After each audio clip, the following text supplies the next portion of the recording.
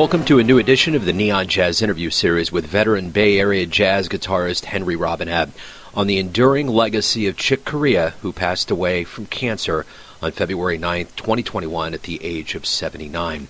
His radiating spirit, legacy, humanity, and impact are discussed in full. Enjoy.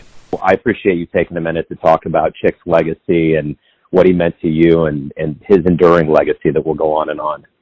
Absolutely. It's still a shock to me. Yeah. Wow. It's, and you hear about some of these things where it's just aggressive and it moves fast and just no one can even exhale. It's like, it's just a shocking thing. I was talking to somebody just this morning who said that he saw Chick a fair amount over the past 3-4 months, and he looked great.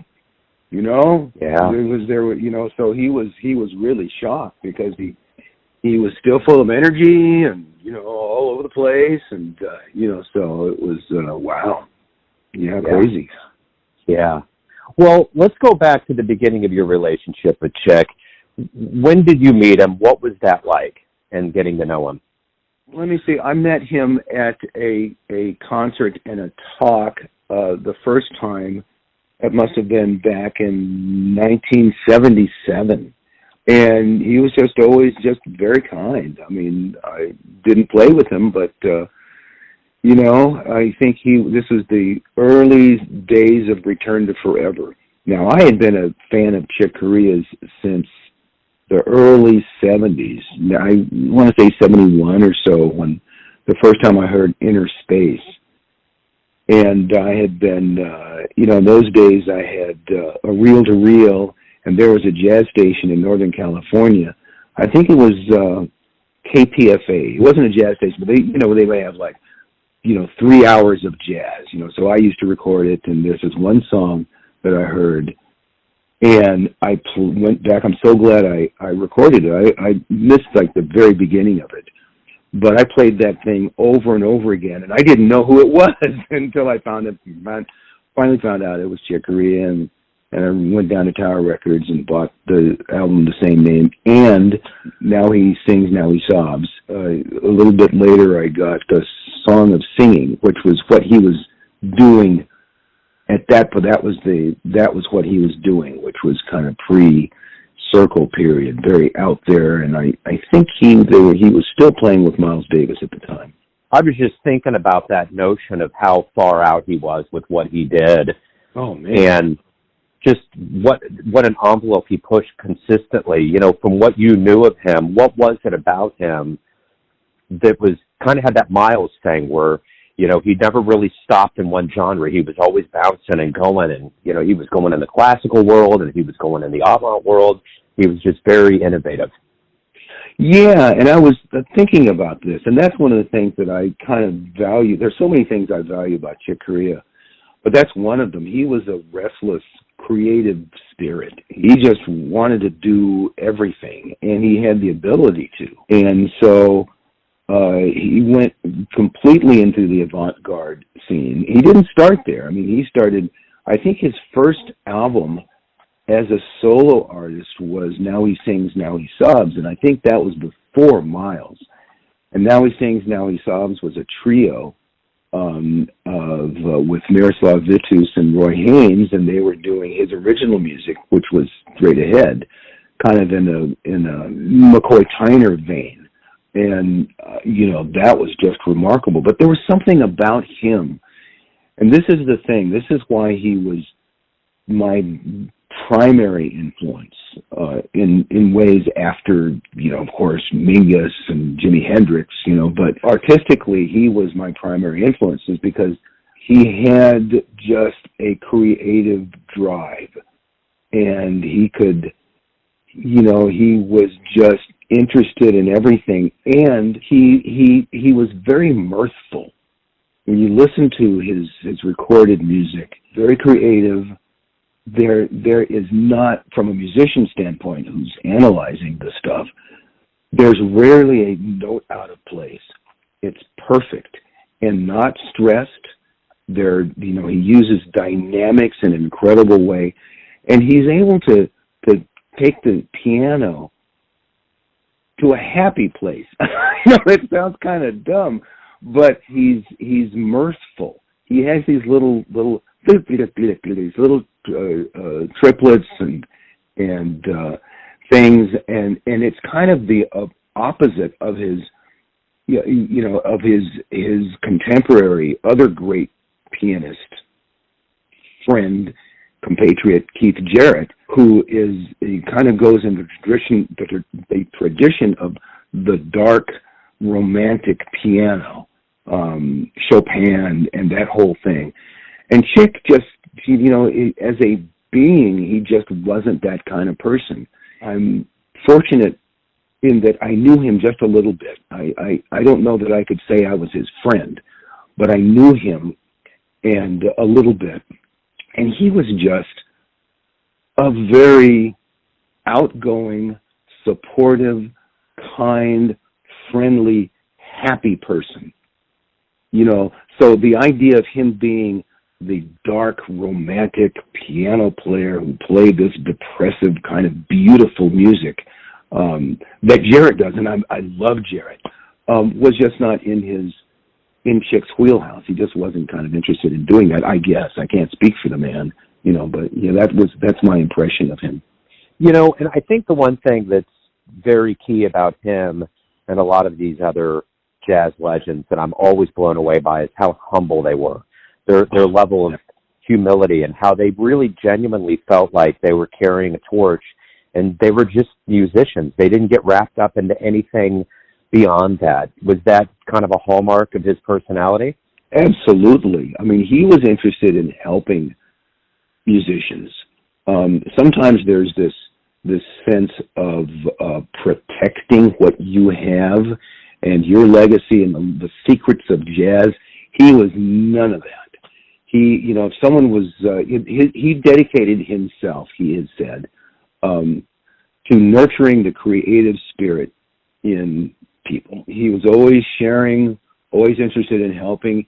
As a matter of fact, he had been working on this piece, this book that he released in the past couple of years called The Musician's Hat.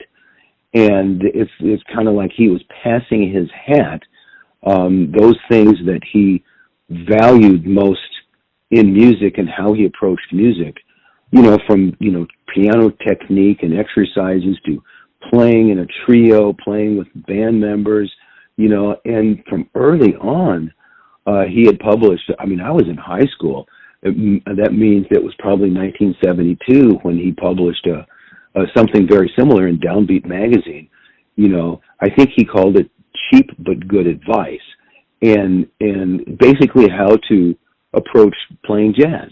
So he was always sharing, always kind, always very nice. And that's, you know, otherwise I never would have known him. I was just a guy who was, you know, fascinated by this guy who happened to be one of my big heroes. And that seems to be something that has followed me around. I've met some of my biggest heroes, and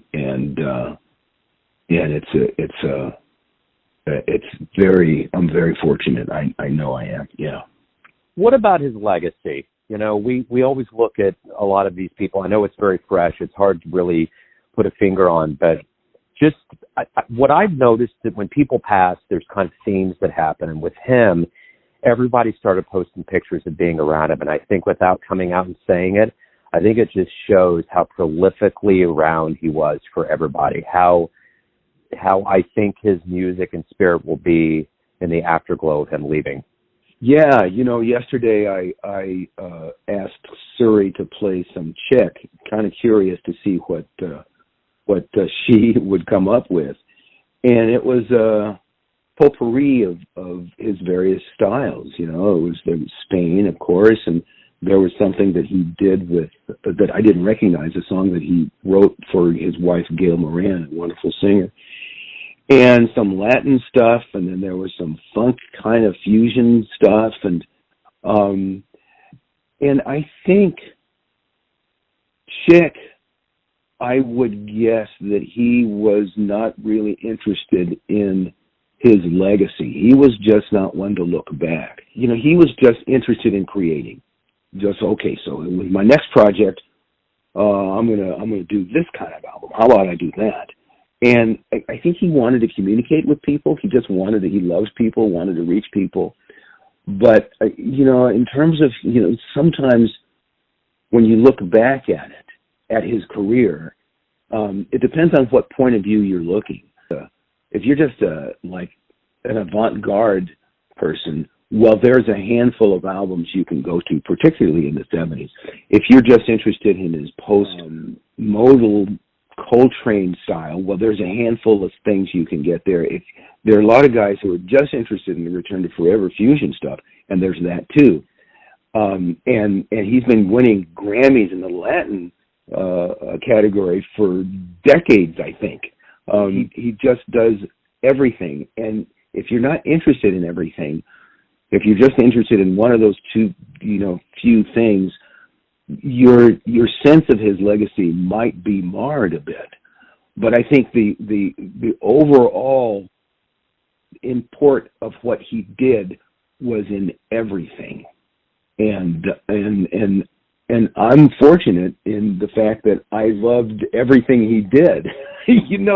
And one of the things I was going to say earlier, when you were talking about how he kind of came out of the Miles thing and went to totally avant-garde.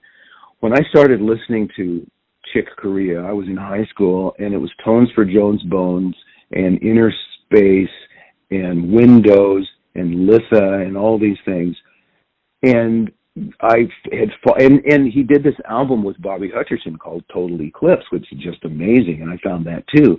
When he went avant-garde, I just went with him, because I was attracted to his musical mind and his musical opinions and his great, massive talent. And it was almost like, well, I trust him. I'm going to go. Plus, at that point, I was already into Albert Ayler and the late Coltrane stuff, so it just seemed really natural to me. And then he went into fusion. And I remember specifically when he went into fusion, I was still in high school. And I had gone to this Howard Roberts, who was a great guitar teacher, studio guitar player, part of the legendary Wrecking Crew of session players in Los Angeles. I was hanging out with some of those great Bay Area musicians after the seminar, Mark Isham, Peter Monyu, who was a great guitar player. And they were telling me that, well, Chick Corea is auditioning for guitar players, and I think Bill Connors got the job. And everyone's going, Bill Connors? I didn't know who Bill Connors was. I was a high school kid. But they're going, Bill Connors? What is he thinking about? This is Return to Forever. Well, Return to Forever, they're doing Latin jazz, right?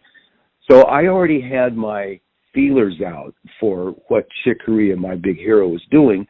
I was totally also into Mahavishnu. And when the Hymn of the Seventh Galaxy came out with the electric version of Return to Forever, I was just blown away. And in many ways, I loved Bill Connors' approach to that band more than I did Al Di Meola.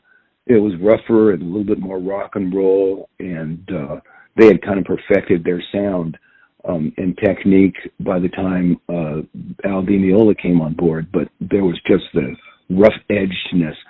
So every single step along the way that Chick has gone, I pretty much gone there with him, because his musical mind is just captivating. It's just so endlessly creative. I know I'm sounding like an advertisement for Chick Corea, but it's really true as far as I'm concerned. Oh yeah, no, I dig it totally. Let me ask you this: if you could have one more minute to tell him something, what would you like to say to him? I would like to just tell him once again what he means to me. First, I want to say, hey man, we got to play. We always said that, but it never quite happened. And for him, it was more a social thing. He would say, hey man, we should play. And I'm going, yeah. And I'm thinking, yes. He's going, yeah. We get a chance. That'd be nice. But it wasn't on his mind. He just meant the world to me. And I would somehow try to convey that to him. But there isn't any way you can really convey that to somebody. They will they will take from that what they will, and he was modest. I think, like I had told you, or I had written on Facebook, that I was talking to him about, basically telling him about myself. Hey, well, I'm a jazz guitar player, and I write music, and I didn't want to say that I did fusion stuff because I never really related to fusion as a style that I did, but it was kind of Latin, it was kind of melodic. I said, I kind of do melodic music, and he said, "Oh, Mozart," and then and then he said, "I want to be a composer." And that just struck me as so funny because he's one of the greatest jazz composers of all time. At that point, he just put out an album of symphonic music that he had written. He had written for big bands and these incredible orchestrations and, complicated, rich music. And, and then when I said that, he just when I said, you're one of the greatest composers, he just kind of shrugged. And said, no, you don't know what I mean. And when you look at anyone else's universe, they are looking at themselves, and their standards and his standards are the highest, are super high. So when I say you're a composer, he's thinking, no, I really want to be a composer. And he has this goal that he's set up for himself. So I thought that was interesting and telling how modest he actually is. Or was. Yeah. I guess a hard time saying was.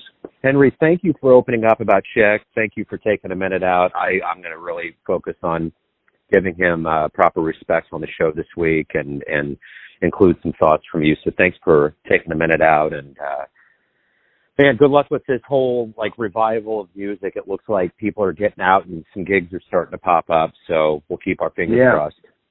Well, one other thing I was thinking about is that there's a new guy that I've recently discovered. It's old news for a lot of people, is Jacob Collier.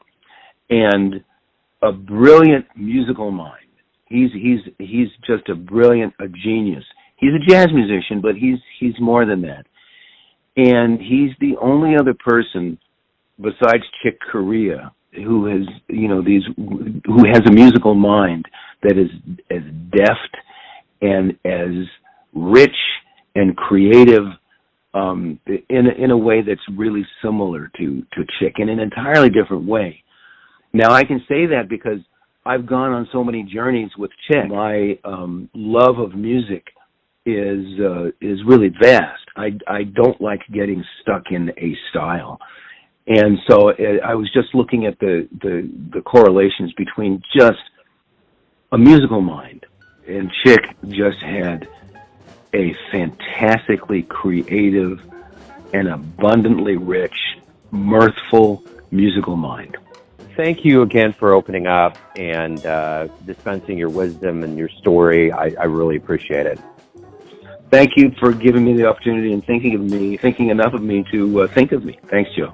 Thanks for listening and tuning in to another Neon Jazz interview, where we give you a bit of insight into the finest players in San Francisco, Kansas City, and spots all over the world, giving fans all that jazz. And thanks to Henry for opening up about such a wonderful human in Chick Corea.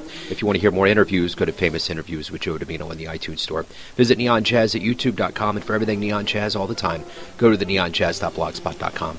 Until next time, enjoy the jazz, my friends.